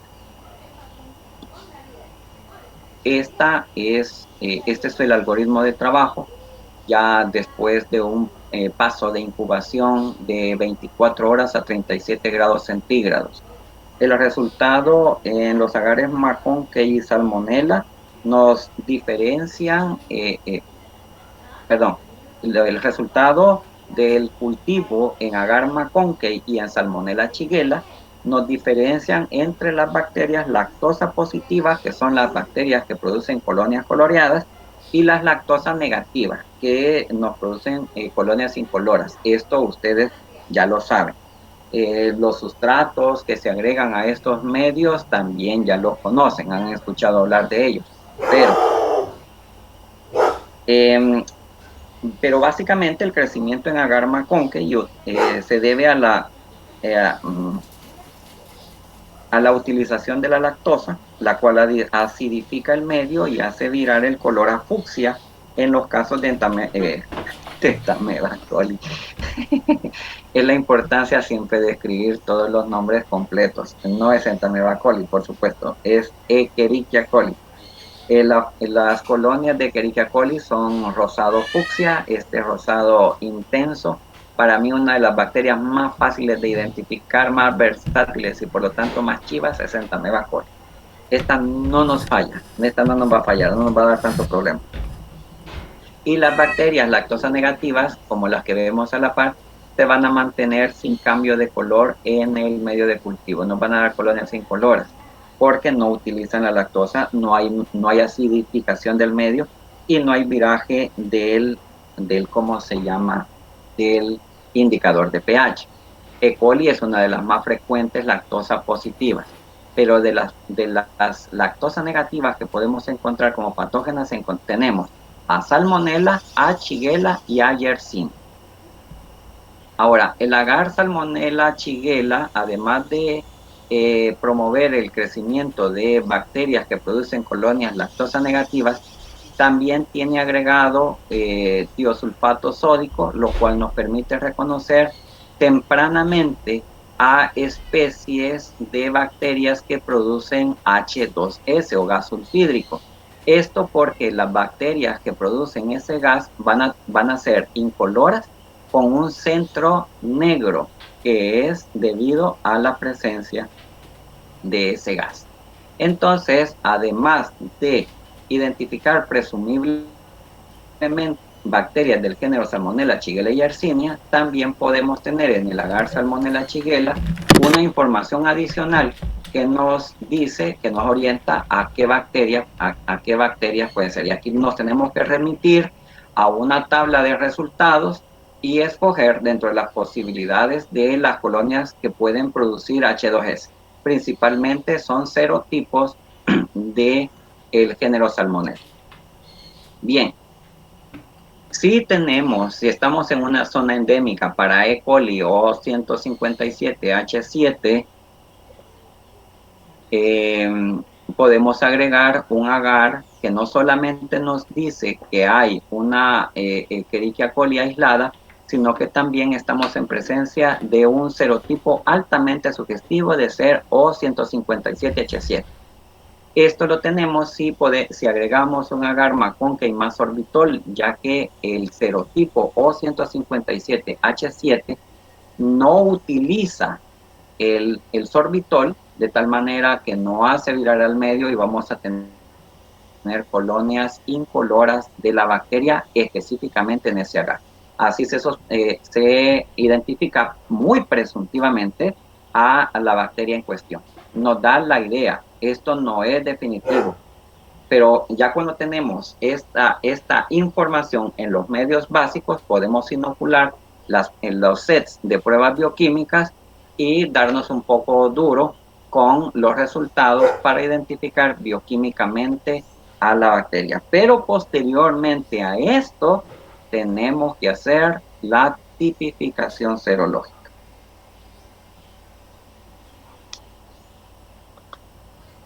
Solo referirme en esta diapositiva a diferentes resultados que presuntivamente nos hablan de los posibles patógenos que podemos encontrar como resultado de un copropultivo. En esta tabla están incluidos los agares base, que son Maconque y Salmonella Shigella, pero están incluidos también los resultados para las mismas bacterias con otros medios que podemos utilizar. Recuerden que estos medios son selectivos porque tienen agentes inhibidores de bacilo gram positivos, de coco gram positivos y de otra cantidad de bacilos gram negativos. Pero también se convierten en diferenciales porque nos dan alguna información bioquímica preliminar que nos puede ir arrojando resultados. En la primera, en cualquiera de los casos de este collage que les presento, encontramos en el cuadrante superior derecho al crecimiento o el aislamiento de Entamoeba coli. Tenemos en el cuadrante inferior izquierdo a Salmonella typhi y tenemos en los restantes cuadrantes a otras especies de Salmonella. En el primero encontramos que el agar McConkey nos permite diferenciar entre las lactosa positivas, que ya lo mencionamos, que es cuyo ejemplo clave es E. coli, y tenemos a las lactosa negativas, que son en este caso serotipos de salmonella. Pero también un resultado similar lo encontramos con Shigella y con Yersinia. En el agar Ectoen tenemos que es un medio moderadamente selectivo y es particularmente útil para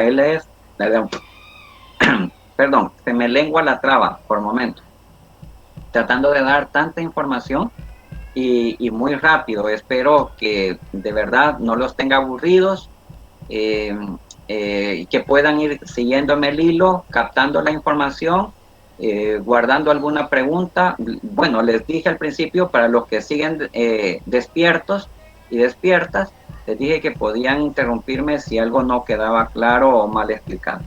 Entonces, por favor, me interrumpen. Ya estamos a punto de terminar.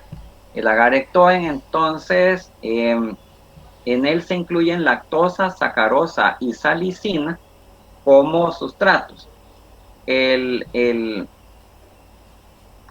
citrato férrico de amonio y el tiosulfato sódico del medio permiten detectar la producción temprana de colonias productoras de sulfuro de hidrógeno, entre ellas algunos serotipos de salmonella. Entonces, las colonias incoloras, que se van a ver verdosas porque ese es el color original del medio Ectoen enteric, van a ser lactosa negativas. Y también tenemos la formación de colonias negras con puntos negros, las que producen H2S. En cambio, las colonias que fermentan la glucosa y utilizan otros carbohidratos van a producir colonias anaranjadas. En este caso, así identificamos presuntivamente a E. coli.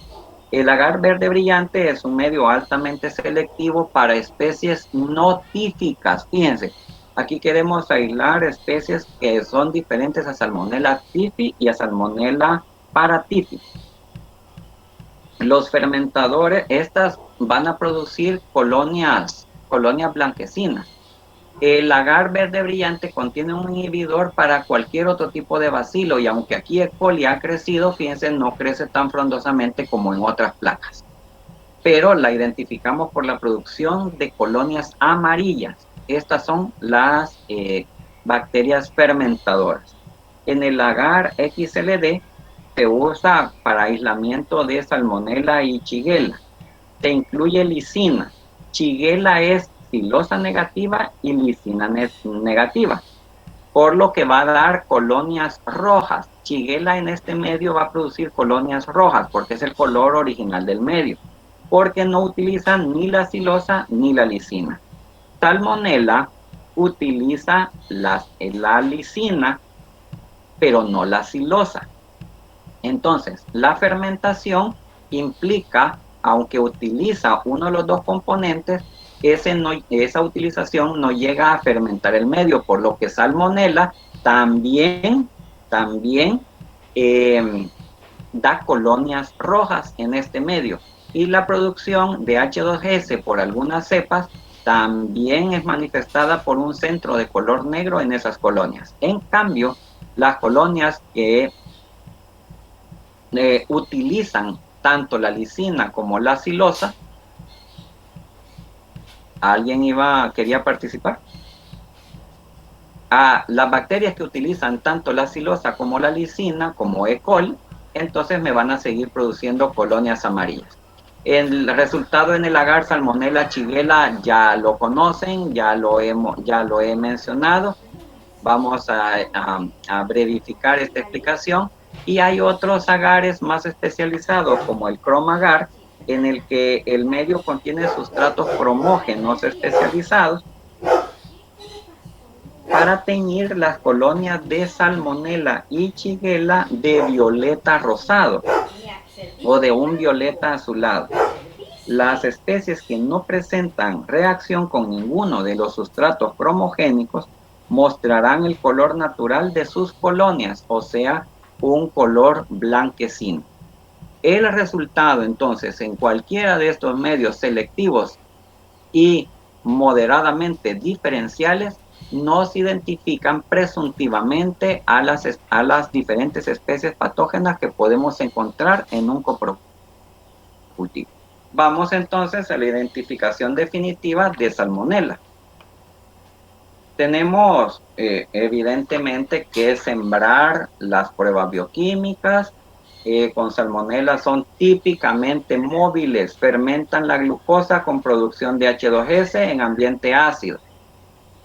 Es la reacción del TSI que les estoy presentando acá. Ustedes ya saben que para que se dé la producción de H2S necesariamente tiene que haber fermentación. Entonces, debe de haber un fondo amarillo, aunque no lo vemos, pero eso lo deducimos porque hay un color negro.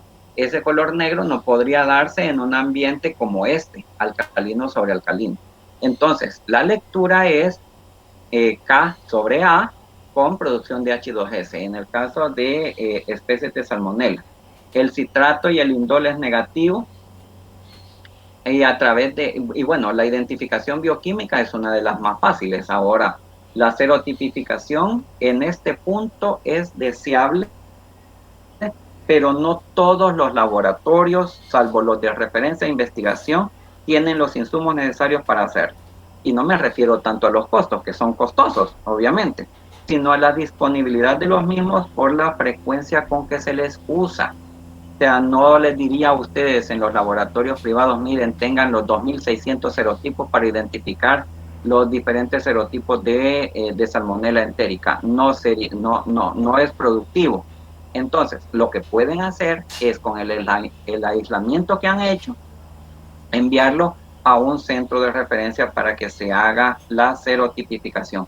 Pero para la identificación definitiva debería realizarse.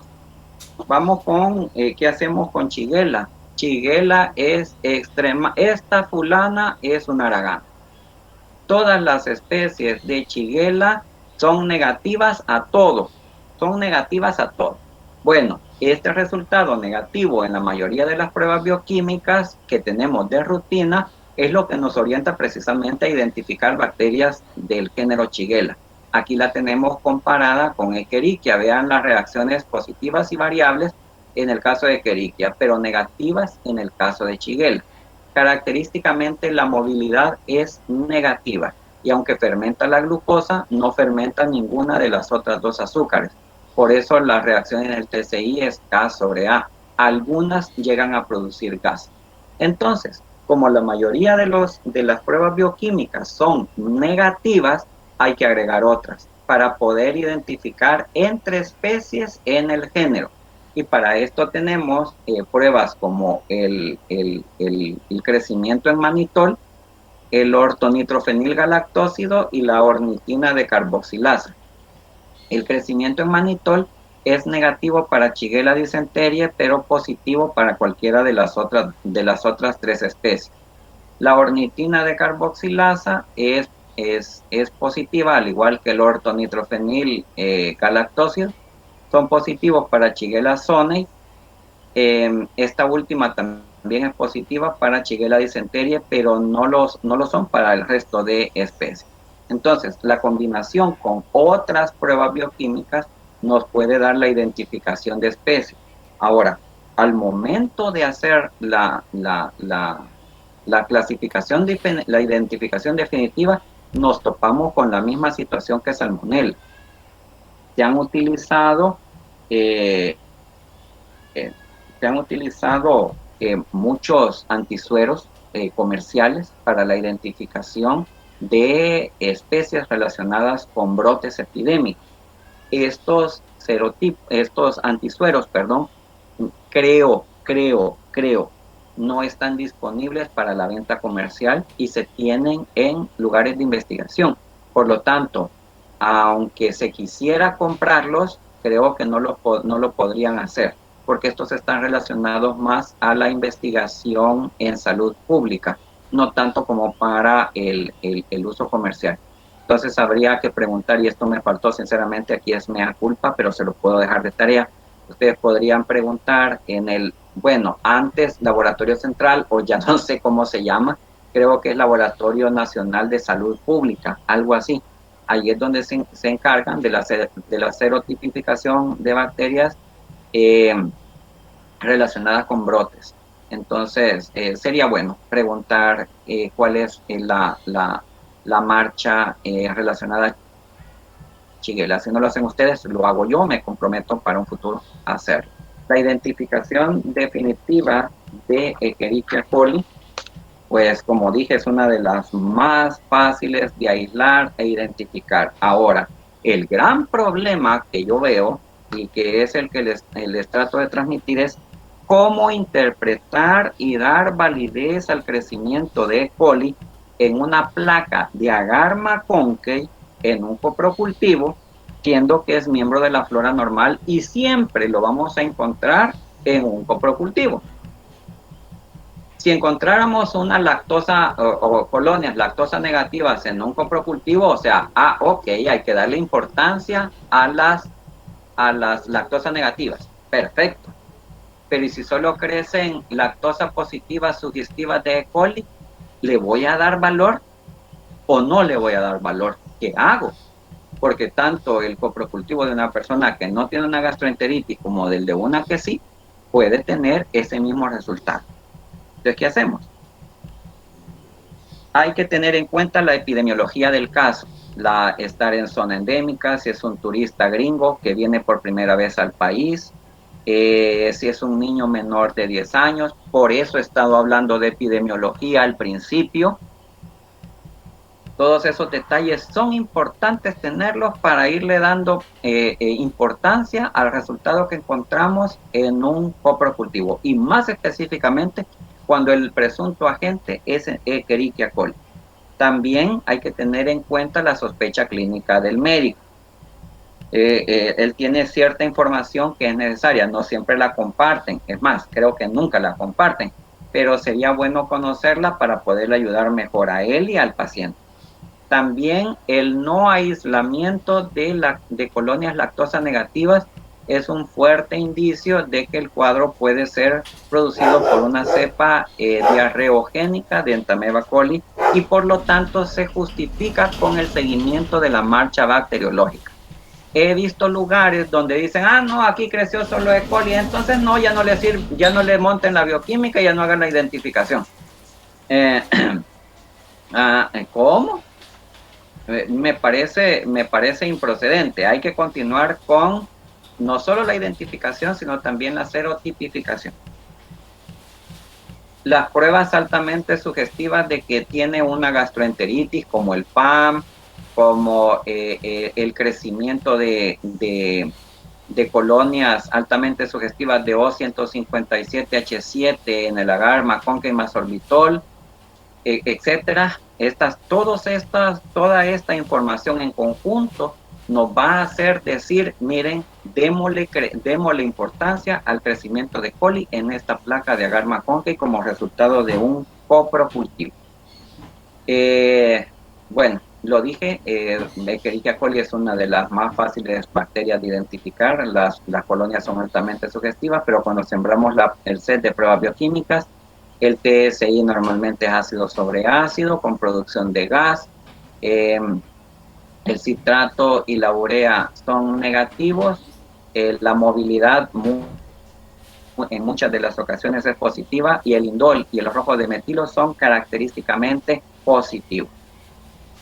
Bien, tenemos una bacteria aislada, pero epidemiológicamente tenemos que relacionarla con un brote o con una cepa que produce enfermedad. Por lo tanto, la serotipificación no la podemos evitar, no la podemos obviar. Por favor, ustedes pueden utilizar el crecimiento de cualquiera de estas bacterias en un agar no nutritivo, quiero decir, en un agar que no tiene, que no es ni selectivo ni diferencial. En pocas palabras, lo pueden sembrar en un tubo en bisel con agar trípticasa soya. Ese aislamiento ya va libre de carbohidratos, va en cultivo puro, lo mandan al laboratorio de referencia que corresponda para que le hagan la serotipificación y así podemos entonces identificar a un serogrupo verdaderamente relacionado con poder patogénico o productor de un cuadro clínico. Y por último, ahora sí, ya para terminar, los dejo porque sé que tienen examen. No sé si están muertos, dormidos, despiertos, despiertas, pero creo que el tiempo invertido es necesario. En fin, bien, terminemos. Yersinia enterocolítica. La identificamos porque en agar ectoen, en agar maconque y en agar salmonella shigella van a producir colonias incoloras. Pero a diferencia de salmonella, la prueba de urea es positiva para Yersinia enterocolítica. Aquí ya vamos dando una identificación más definitiva. He de decir que las colonias de Yersinia enterocolítica crecen lentamente en comparación a cómo crecen las colonias de otras enterobacterales. Entonces, a 37 grados y a 24 horas de incubación, estas colonias son muy pequeñas, por lo que probablemente sea necesario darles 48 horas de incubación para poder observar las colonias. Como el crecimiento es un tanto difícil, se puede utilizar, se puede agregar en la marcha, si hay información altamente sugestiva de que podemos encontrar Yersinia enterocolítica, un agar más selectivo y diferencial para esta bacteria. Entre ellos tenemos el agar CIN, C-I-N, en el que se han incorporado pepsulodina, irgazán, novobiosina y manitol. En este agar se aísla casi exclusivamente a Yersinia enterocolítica y se producen colonias de crecimiento irregular con centro fucsia y borde blanquecín. Aquí cuando se sospecha Yersinia enterocolítica se ha visto de que no es útil incluir medios de enriquecimiento o caldos de enriquecimiento porque realmente no se modifica sustancialmente el crecimiento, la cantidad de crecimiento de Yersinia enterocolítica. Entonces, se procede con estos medios que pueden agregarse o con la batería de pruebas bioquímicas que la caracterizan, así aislamos e identificamos a Yersinia enterocolítica. Pero oigan bien, no todas las cepas aisladas poseen significado o importancia clínica, de tal manera que aunque haya gastroenteritis y haya una serotipificación que no corresponde a los serotipos relacionados con patología, entonces no se le va a dar importancia a ese aislamiento. En pocas palabras, la bacteria aislada tiene que ser serotipificada y tiene que pertenecer a los serotipos O3, O8 o 9, cualquiera de esos tres, para poder afirmar que el cuadro clínico es producido por Yersinia, por ese aislamiento de Yersinia enterocolítica. Si no, no se le daría valor relacionándolo con la enfermedad. Entonces, esta es ya la última diapositiva. Gracias por el sentón, gracias por aguantar. Es mucha información, toda está relacionada, pero como decía al principio, la capacidad que ustedes como licenciados y licenciadas tengan de relacionar esta información es lo que va a diferenciarlos a ustedes como licenciados de cualquier técnico de laboratorio que no sabe por qué son las cosas. Bien. Lamento, de verdad, se suponía que me iba a tardar 1 hora y media, por eso estaba contento, pero en fin, espero que ustedes den por bien invertido el tiempo. Sé que ha ido un tanto rápido, probablemente han quedado cosas en el tintero mal explicadas o que ustedes no se atrevieron a preguntar en el momento. Y cuando pasen la clase, tengan sus apuntes en claro y hay algo que quisieran preguntar, pues pueden hacerlo a mi correo y hablamos o hacemos una reunión a través de Meet, no sé, lo que a ustedes se les ocurra, estoy a la orden, y para que hablemos de estos temas que son el pan de cada día del laboratorista y uno de las áreas más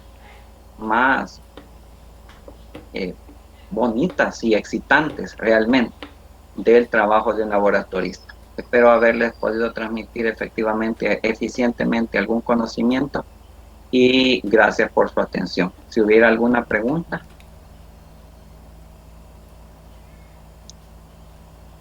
¿O ya no están? Ya no, Bueno, qué bueno.